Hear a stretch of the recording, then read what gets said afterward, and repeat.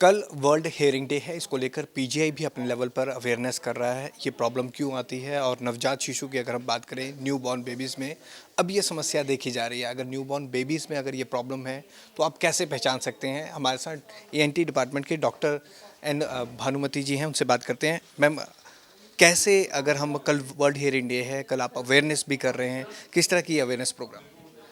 Actually आज हम एक पब्लिक अवेयरनेस किट बनाया था इधर। स्टूडेंट्स ने एक प्ले जैसे बनाया जिसमें हम यूनिवर्सल न्यूबॉर्न हियरिंग स्क्रीनिंग की हाईलाइट किया है, क्योंकि यहाँ पे यूनिवर्सल न्यूबॉर्न हियरिंग स्क्रीनिंग हम 22 से शुरू किया, 2022 से शुरू किया पीजीआई में। एंड जितने जो पहले नंबर था, हम एक्चुअली 20 में शुरू किया था हाई रिस्क इन्फेंट्स के लिए, बट उससे अभी डबल या ट्रिपल हो गए नंबर। सो जिसमें हम डायग्नोस करते हैं ना बच्चों की, we diagnose it much earlier in life. से 2.5 months में हम हियरिंग लॉस को डायग्नोस करते हैं। By 3-4 months we already rehabilitate them with a proper hearing aid and cochlear implants. Now regarding the world hearing day, it is a very prestigious moment for us, because जो मेरी proposal थी department से हमने submit किया था, मेरी proposal award हुआ है सिगी एक्टिविटी ग्रांट से। सो सिगी है, नेशनल बॉडी है जो cochlear implant group of India होता है, जिसमें सर्जन्स, ऑडियोलॉजिस्ट एंड रिहेबिलिटेशनिस्ट एक एसोसिएशन बना के रखे हैं। उन्होंने ऐसे फैसिलिटीज़ बनाया जिसमें वो अवार्ड करते हैं funds, so that we promote the activities in different hospitals and centres. So इस बार हमारे प्रपोजल जो मैंने सबमिट किया वो सिलेक्ट हुआ है, अवार्ड हुआ है। सो इसकी वजह से इस बार बहुत बड़ा सा हम करना चाह रहे थे। और पीजीआई ने एक डॉक्यूमेंट्री भी बनाई है जो कल एलांटे मॉल में सब जगह प्ले की जाएगी। सो वो डॉक्यूमेंट्री में, उस डॉक्यूमेंट्री में भी हम नवजात शिशु की जो हियरिंग स्क्रीनिंग होगी उसके बारे में ही ज़्यादा हाईलाइट किया है, बिकॉज अभी तो वो मैंडेटरी है हमारे लिए। जो जब भी पैदा होता है बच्चा को हमें टैप करके उनको इमीडिएटली रिहेबिलिटेट करना बहुत ज़रूरी होता है, क्योंकि न्यूरल प्लास्टिसिटी बहुत इंपॉर्टेंट होती है हमारे लिए। सो उसमें भी हमने यही वीडियो बनाया है जिसमें हमने बताया है उनको कि इतने 1 in 123 in a population are getting affected with hearing loss, especially in children. So उनको immediately after birth हमें आइडेंटिफाई करके, स्क्रीन करके रिहेबिलिटेट करने के लिए हमें उस मैसेज में बताया है। सो कल सारे पीवीआर्स में, सेंट्रा, एलांटे और वीआर मॉल, सारे तीनों पीवीआर्स में, सारे ऑडिटोरियम्स में बिफोर द शो ये मैसेज प्ले होगा, so that it reaches a larger audience. ये जो प्रॉब्लम है, जैसे डॉक्टर नीश पांडा ने भी बताया कि इस प्रॉब्लम को डायग्नोस करना बहुत मुश्किल है। पेरेंट्स ही इसके मेन, अगर पेरेंट्स को ही सबसे पहले पता चलता है तो पेरेंट्स को कैसे पता चले, और न्यूबॉर्न बेबीज़ में ये जो प्रॉब्लम आ रही है क्यों आ रही है? ओके, इसके लिए मल्टीपल कॉसेस हैं। मदर को प्रेगनेंसी में कुछ इश्यूज हो सकता है, जिसमें टॉक्सोप्लाज्मोसिस इन्फेक्शन हो सकता है या रुबेला की होती है।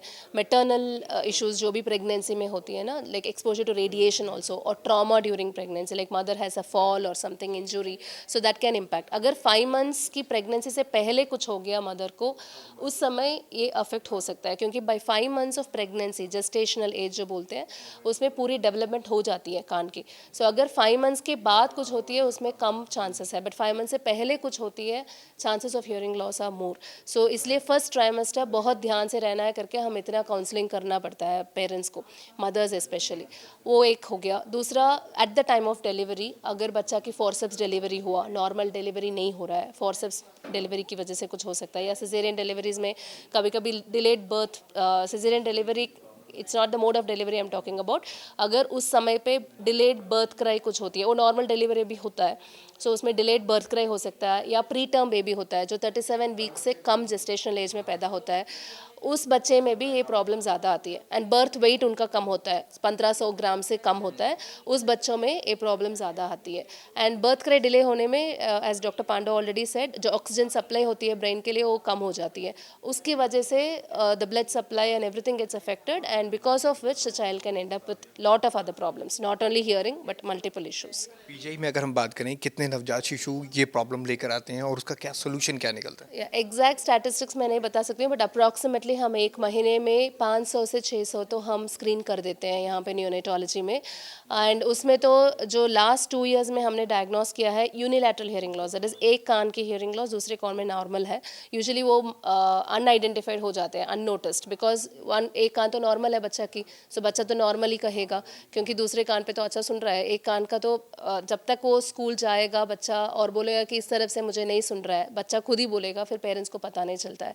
But now with the UNHS program we are able to identify कि 2 मंथ्स में हम even the unilateral hearing loss को हम आइडेंटिफाई कर पा रहे हैं, even the mild to moderate hearing loss हम कर पा रहे हैं। माइल्ड मतलब वो 30% 40% की लॉस जो होती है, एंड दूसरा बायलैटरल दोनों तरफ की हियरिंग लॉस होती है दोनों कान में, वो भी हम 2 महीने में आइडेंटिफाई कर रहे हैं। उसमें माइल्ड से प्रोफाउंड तक हम डायग्नोज ईजिली कर सकते हैं अभी 2 मंथ्स में।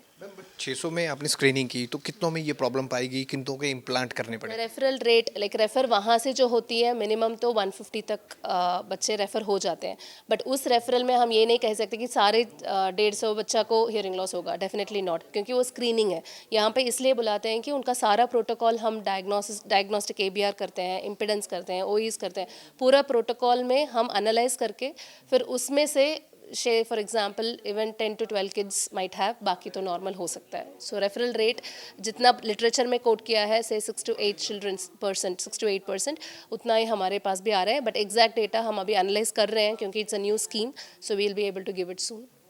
मैम स्पीच के साथ साथ जो आपने हेयरिंग की प्रॉब्लम, इसके साथ साथ स्पीच की भी प्रॉब्लम आती है, वो इन्हीं बच्चों में देखी जाती है ज़्यादा? हाँ जी, क्या अगर कोई बच्चा सुन नहीं पा रहे हैं उनको बोलने में भी दिक्कत होगा, क्योंकि जो नॉर्मल बच्चे हैं पहले 6 मंथ्स जब पैदा होता है 6 मंथ्स में बच्चों क्या करते हैं, वो मॉडलिंग लेते हैं पेरेंट्स की, केयर गिवर्स की, जो भी वो साउंड्स बता रहे हैं, जो भी वो बात कर रहे हैं उनके साथ, उसको सुन सुन के they learn it, self learning होता है, न्यूरल नेटवर्किंग फॉर्म होता है। अगर बच्चा को सुनाई नहीं देता है फिर दिस गेट्स डिलेड।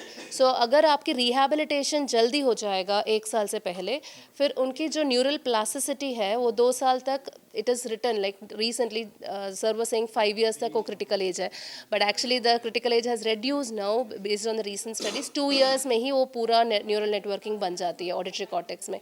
सो वो सैचुरेशन 2 years तक अगर हम सारा रिहैबिलिटेशन कर ले तो नॉर्मल हियरिंग बच्चे जैसे they can be at par.